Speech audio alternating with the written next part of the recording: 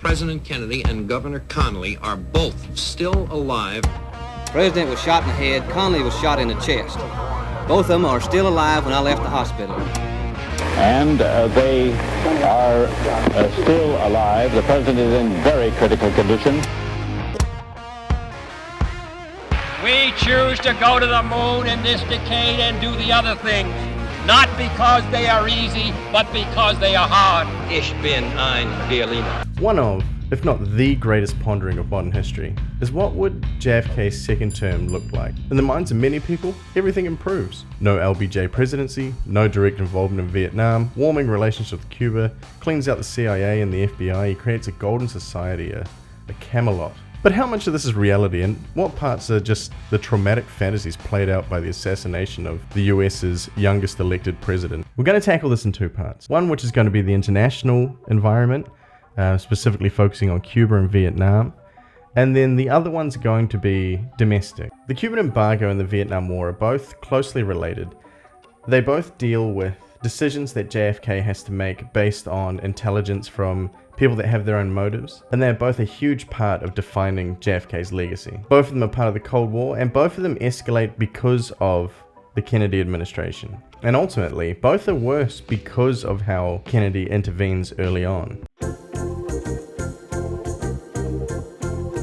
Both the Vietnam and Cuba situations are made worse because of direct intervention that Kennedy orders. In Cuba, you have the Bay of Pigs invasion, and in Vietnam, you have a CIA-backed coup against the South Vietnamese government. The Bay of Pigs is an absolute failure, and the South Vietnamese coup ends up killing the Prime Minister Ngo Dinh Diem. But in both scenarios, JFK would swear up and down that this was the military incompetence, this was just bad intelligence, this was people with agendas trying to get him to do things. The problem is that these happen at either end of his presidency, which goes to show that he was still willing, even if he didn't trust military advice, even if he thought they might have an agenda, he was still clearly willing to act on their information.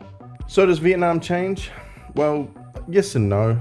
Kennedy had already escalated the situation. He had increased the troop numbers from 900 when Eisenhower left office to at least 16,000 when he had died. And ultimately the reason for Johnson's escalation is because South Vietnam starts falling apart and their ability to withstand the North Vietnamese is deteriorating. Kennedy and Johnson both believe in the domino theory.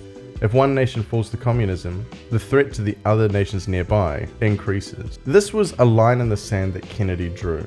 He had appeased the Soviets in Laos. He had talked his way around the situation in Cuba, but he needed to show the world that the US was capable of fighting communism, and they had to do that by fighting.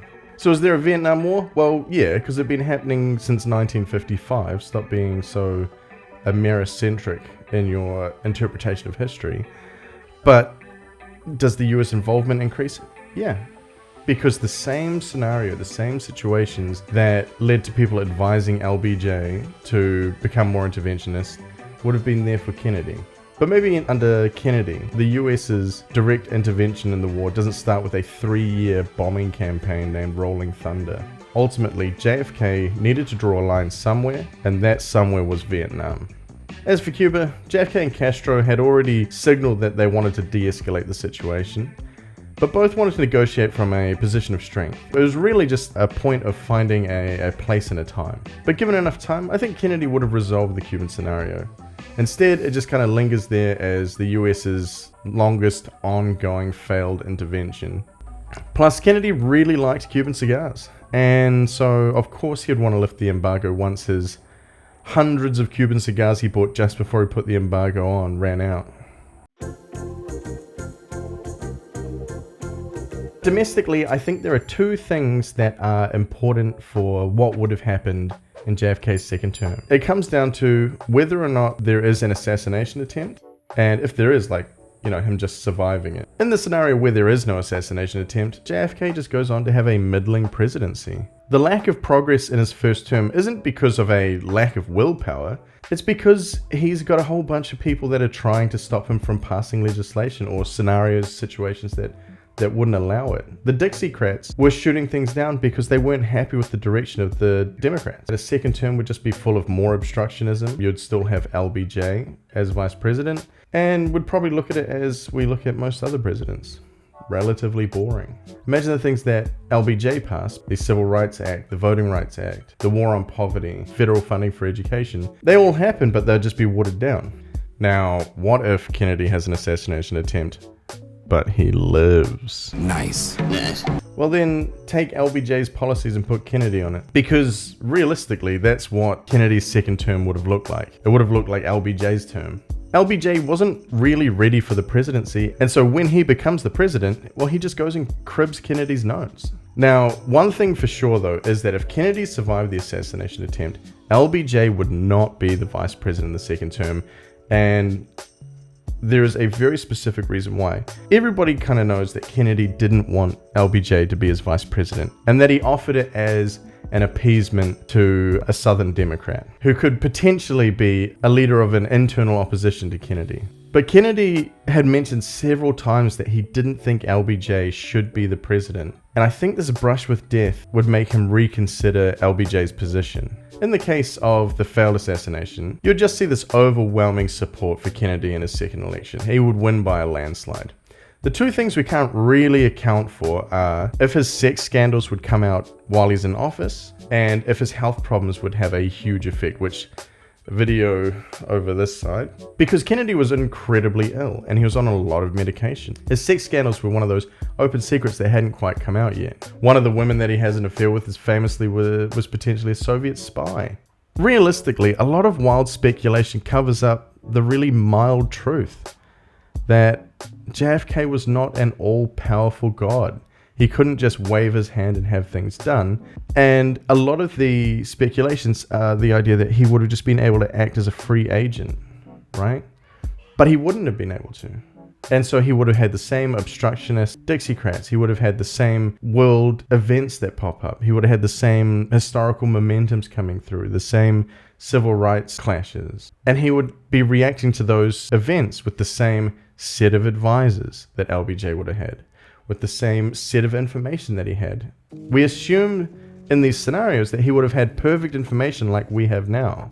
Like it or not, LBJ's presidency is what JFK's presidency would have been. Maybe there would have been a couple of deviations, but largely that was it. And as with all politicians, JFK's popularity was going to dip. It's just inevitable that you see the same guy on your screen 4 years, 5 years, 6 years in a row, and you can track his popularity graph just going down, and given a second term, that would continue. And that's kind of the whole reason why I wanted to make this video. It wasn't necessarily the speculations on what JFK would have or would not have done, but it's this idea that people toy with history in a way that fits their political narrative, but in a way that they're like, if only what could have been. And then they proceed to they find these little cracks in history where something could have been different. And then they proceed to just jam everything in there that would make it a better situation from their perspective. That's all I have for you guys today. Thank you all for dropping by, and leave a like, leave a comment, subscribe, and I'll catch you on the next one. Peace. Can't really do the turning around thing with this green screen. Look, it's just sort of stuck into the back of my chair. See you guys.